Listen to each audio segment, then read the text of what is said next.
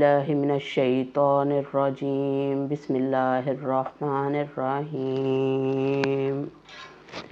سورہ آل عمران آیت نمبر 153۔ اذ تصعدون ولا تلوون على احد والرسول يدعوكم في اخراكم فاصابكم غما بغم لكي لا تحزنوا على ما فاتكم ولا ما أصابكم والله خبير بما تعملون۔ صدق اللہ العظیم۔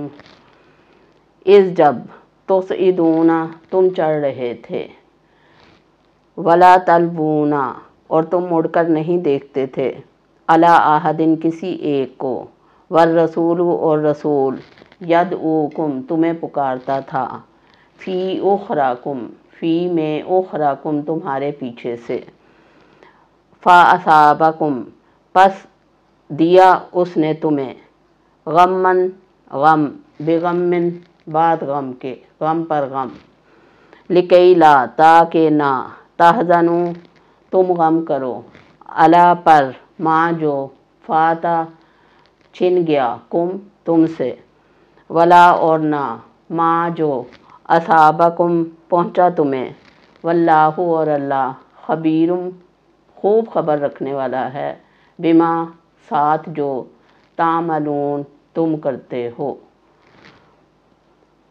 اذ تصعدون ولا تلوون علی احد جب تم چڑھ رہے تھے اوپر اور تم مڑ کر نہیں دیکھتے تھے کسی ایک کی طرف، والرسول یدعوکم فی اخراکم اور رسول صلی اللہ علیہ وسلم تمہیں پیچھے سے پکار رہے تھے، بلا رہے تھے، فاصابکم غما بغم پھر تم کو پہنچا غم پر غم، لکی لا تحزنوا علی ما فاتکم تاکہ تم اس پر غمزدہ نہ ہو آئندہ جو تمہیں پہنچے، جو تم سے چھن جائے، ولا ما اصابکم اور نہ اس پر غمزدہ ہو جو تمہیں پہنچے، واللہ خبیر بما تعملون اور اللہ تعالیٰ اس سے خوب واقف ہے، خبر رکھنے والا ہے جو تم کرتے ہو۔ صدق اللہ العظیم۔ اس آیت سورہ آل عمران کی اس آیت میں بھی غزوہ احد کا ذکر چل رہا ہے۔ غزوہ احد کا وہ وقت یاد کریں جب نبی پاک صلی اللہ علیہ وسلم نے صحابہ کرام کو حکم دیا تھا کہ اس پہاڑی پہ سے تم لوگوں نے نیچے نہیں اترنا، اگرچہ تمہیں موت آ جائے اور تمہاری لاشوں کو چیل کوے بھی نوچ کر کھا لیں۔ تو اب ہوا یہ کہ جب مسلمان جنگ جیتنے لگ گئے، جب انہیں فتح حاصل ہوئی، تو صحابہ کرام نے یہ سمجھا کہ ہم لوگ فتح یاب ہو گئے ہیں، تو اب ہمیں پہاڑی پر کھڑے رہنے کی ضرورت نہیں ہے۔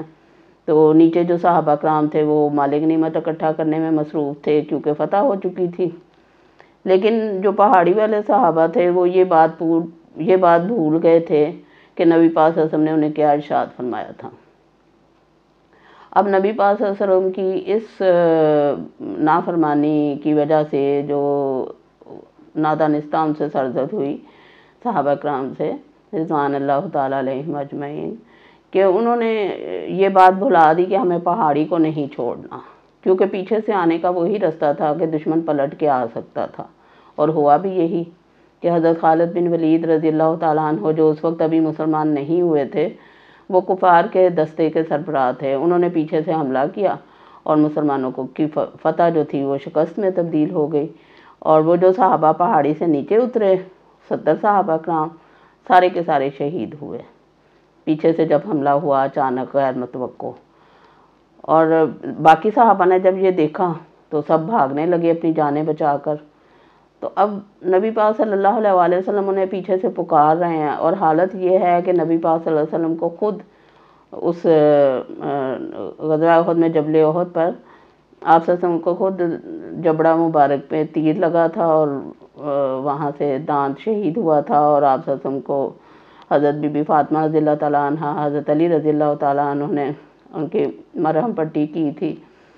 تو صحابہ کرام ایک دم نبی پاک صلی اللہ علیہ وسلم کے ارد گرد اکٹھے ہو گئے تھے، ڈھال کی طرح آپ صلی اللہ علیہ وسلم کو چھپا لیا تھا انہوں نے، لیکن پھر بھی آپ صلی اللہ علیہ وسلم جب انہیں پکار رہے تھے کہ اکٹھے ہو جاؤ، واپس آؤ، مطلب یہ کہ میری طرف آؤ تو تم فلاح پا جاؤ گے، تم نجات پا جاؤ گے۔ اب لوگ جو تھے اپنی جانیں بچا کے بھاگ رہے تھے، اس افراتفری میں انہیں آواز بھی نہیں آ رہی تھی۔ اور پھر یہ ہوا اوپر سے مستضاد کہ نبی پاک صلی اللہ علیہ وسلم کی شہادت کی نعوذ باللہ جھوٹی خبر پھیل گئی تھی۔ اس سے بھی وہ لوگ پریشان ہو گئے صحابہ کرام کہ نبی پاک صلی اللہ علیہ وسلم ہم میں نہیں رہے تو اب کیا بنے گا۔ سب بھاگ رہے تھے اور نبی پاک صلی اللہ علیہ وسلم پیچھے سے آواز دے رہے تھے، اِذْ تُصْعِدُونَ وَلَا تَلْوُونَ عَلَىٰ أَحَدٍ وَالرَّسُولُ يَدْعُوكُمْ فِي أُخْرَاكُمْ۔ اللہ تعالیٰ نے فرمایا اس آیت میں کہ جب تم چڑھتے جا رہے تھے پہاڑ غزوہ جبل احد پر اپنی جانیں بچانے کے لیے، اور تم پیچھے مڑ کر ہی نہیں دیکھ رہے تھے کسی ایک کو بھی، اور رسول صلی اللہ علیہ وسلم تمہیں پکار رہے تھے تمہارے پیچھے سے، پھر کیا ہوا؟ فَأَصَابَكُمْ غَمًّا بِغَمٍّ لِكَيْ لَا تَحْزَنُوا عَلَىٰ مَا فَاتَكُمْ۔ اللہ تعالیٰ نے فرمایا کہ پھر تم پر غم پہ غم پہنچا۔ تو اس نافرمانی کی جو سزا ملی وہ کیا ملی؟ سزا بھی ملی اور ایک آزمائش بھی تھی، اور یہ کہ اللہ تعالیٰ ان کی تربیت بھی کرنا چاہ رہے تھے، اور یہ کہ شہادت کا رتبہ بھی ان کو ملنا تھا۔ تو اللہ تعالیٰ نے انہیں غم پہ غم دیا کہ ایک تو انہیں ان کی فتح شکست میں تبدیل ہو گئی، پھر صحابہ کرام شہید ہو گئے، پھر نبی پاک صلی اللہ علیہ وسلم زخمی ہو گئے، پھر نبی پاک صلی اللہ علیہ وسلم کی شہادت کی خبر ان پہ بجلی بن کے گری۔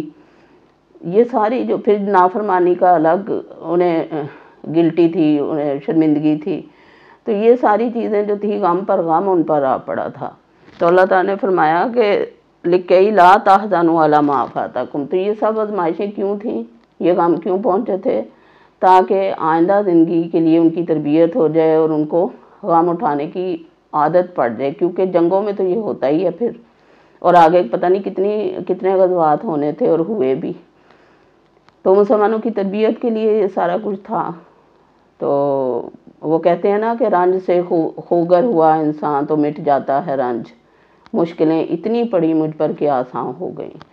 تو وہ صحابہ کرام جو تھے وہ تیار ہو گئے ذہنی طور پہ، جسمانی طور پہ اور نفسیاتی طور پہ کہ یہ کچھ ہو سکتا ہے جنگوں میں۔ اگر غزوہ بدر میں فتح ہوئی تھی تو اس کے بعد پھر شکست ہو گئی، تو اس طرح دونوں طرح سے مسلمانوں کے ذہن تیار ہو گئے۔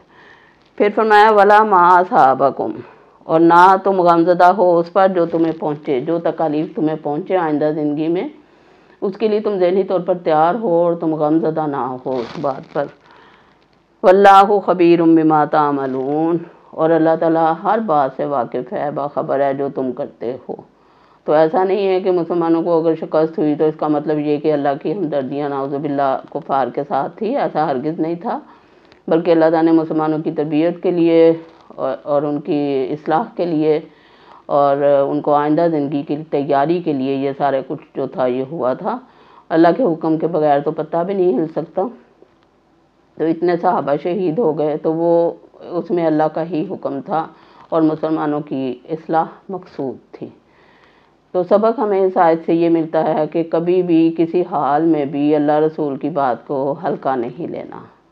جیسے غزوہ احد میں صحابہ کرام نے، پہاڑی والے جو تھے دستہ تھا، انہوں نے ہلکا لیا نبی پاک صلی اللہ علیہ وسلم کی بات کو اور سیریس نہیں لیا، اور اس پہ عمل درآمد اس طرح نہیں کیا جیسے کرنا چاہیے تھا۔ حالانکہ اگر دیکھا جائے، ایک جائزہ لیا جائے تو اگر وہ وہاں پہ قائم رہتے تو نقشہ ہی اور ہوتا جنگ کا، مسلمان فتح یاب ہوتے۔ اب غزوہ بدر میں وہ لوگ جیتے ہیں اور ان کی دھاک بیٹھ گئی پورے عرب پہ، لوگ ان کے روب میں آ گئے، لیکن غزوہ احد میں وہ ساری جو ان کا روب تھا وہ جاتا رہا، صرف ایک نافرمانی کی وجہ سے کہ نبی پاک صلی اللہ علیہ وسلم کے حکم کے مطابق آخر دم تک وہ پہاڑی پر نہیں جمے رہے۔ بہرحال اللہ تعالیٰ نے وہ وقت بھی گزار دیا اور مسلمانوں کو بڑی فتوحات نصیب ہوئیں اور بڑا انہوں نے دنیا میں حکمرانی کی۔ لیکن ہمارے لیے اس آیت میں یہی سبق ہے کہ ہم کبھی بھی یہ نہ سوچیں اور کبھی بھی دانستہ یا نادانستہ اللہ رسول کے کسی حکم کی بھی نافرمانی کرنے کا سوچ بھی نہیں سکتے، کیونکہ اللہ تعالیٰ تو دلوں کے راز بھی جانتا ہے، وہ تو سوچوں کو بھی پڑھ لیتا ہے۔ اللہ تعالیٰ ہمیں توفیق دے کہ ہم اللہ رسول کے حکم کے مطابق اپنی زندگی گزاریں۔ وما علینا الا البلاغ۔